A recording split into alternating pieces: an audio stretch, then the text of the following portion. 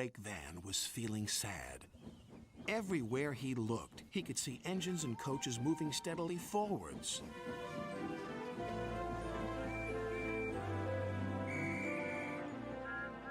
They all looked confident and cheerful. One day, he decided to talk to Oliver, the Great Western Engine. I'm always going backwards, Mr. Oliver. I have forward-thinking views. I could be a leader, if you know what I mean. You can't be a leader without a train to follow you. You don't have a train, Gordon said. Toad felt sadder still. Oliver wanted to help. You're a very useful brake van, Toad. You help me brake, and you keep my freight cars in order when we go down hills.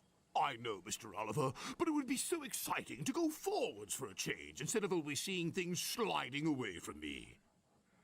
The freight cars were cross with Toad. Who's he to start complaining? He's lucky to be able to look after us. Let's teach him a lesson.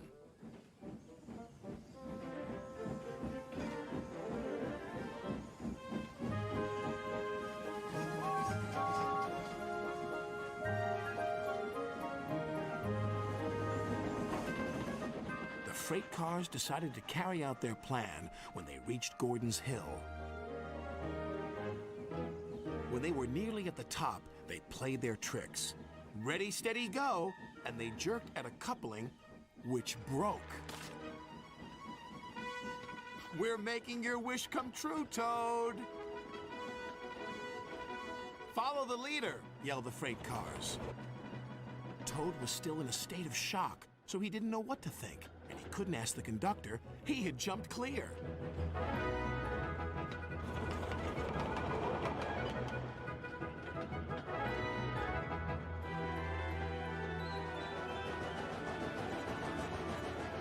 Faster, faster, as fast as you want, screamed the freight cars.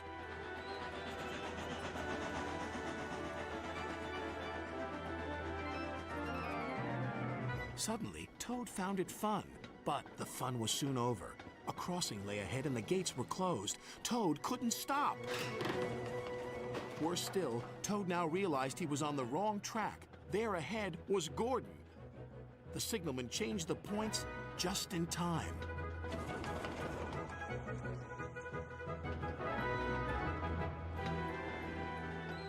On, faster, cried the freight cars.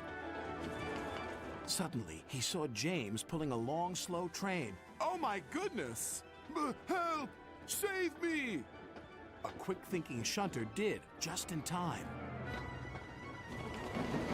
What was that? Exclaimed James. The signalman warned the station master at the next station. There's a runaway coming. We'll send him into the sidings.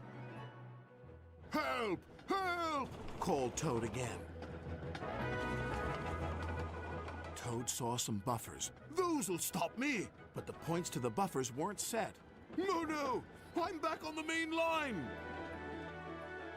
Meanwhile, Oliver was racing to the rescue.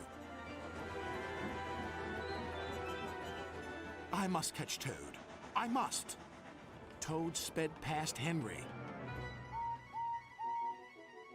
More danger lay ahead. Men were working on a bridge, but they had been warned about the runaway Toad and his freight cars.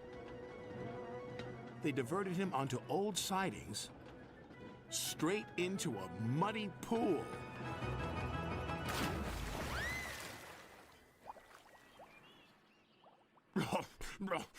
Stopped at last. Oliver arrived, and when he saw Toad, he could only smile. A pond is the only place for a toad, I suppose? That night, Toad spoke to Oliver. I'm sorry, Mr. Oliver, if I caused you any embarrassment. That's all right, Toad. So what do you think of going forwards? It was fun, decided Toad, but from now on I'll be happy to look forward to the future, busy going backwards, so to speak.